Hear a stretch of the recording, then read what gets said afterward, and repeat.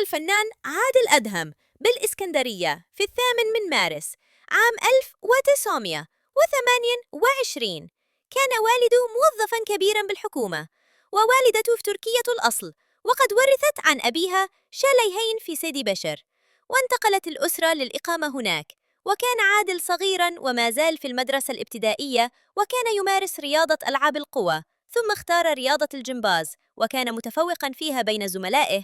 ومارس أيضاً رياضة الملاكمة والمصارعة والسباحة، ولقد ذاع صيته في الإسكندرية وأطلق عليه لقب البرنس. ترك الرياضة واتجه إلى التمثيل، وشاهده أنور وجدي وقال له: أنت لا تصلح إلا أن تمثل أمام المرآة.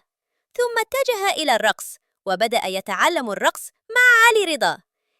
بدايته في السينما كانت في عام 1945 في فيلم ليلى بنت الفقراء، حيث ظهر في دور صغير جدا كراقص. ثم كان ظهوره الثاني في مشهد صغير في فيلم البيت الكبير. ثم عمل كراقص أيضا في فيلم مكان شعلبال عام 1950. ثم ابتعد عن السينما واشتغل في سوق بورصة القطن، وظل يمارسها إلى أن أصبح من أشهر خبراء القطن في بورصة الإسكندرية.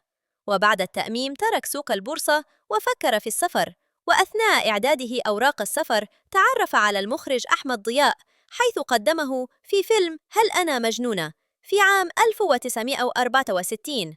ثم قدم العديد من الأدوار التي تميزت بخفة الظل، ومنها دوره في أخطر رجل في العالم، أربل، العائلة الكريمة. ومع إيمان المخرجين بموهبته بدأوا يمنحونه أدواراً أكثر صعوبة، دارت معظمها في إطار اللص أو الشرير. عادل أدهم في يوم الجمعة الموافق 9 فبراير عام 1996، الموافق أيضاً 19 رمضان عام 1416 إلا عن عمر ناهز 67 عاماً، في مستشفى الجلاء العسكري الواقعة في طريق صلاح سالم. وكان سبب وفاته وجود كثيف للمياه بالرئتين، والذي أدى إلى التهاب مرير واكتشاف سرطان العظام مؤخراً. ثم توفي على إثره فور وضع حقنة البنج في ظهره.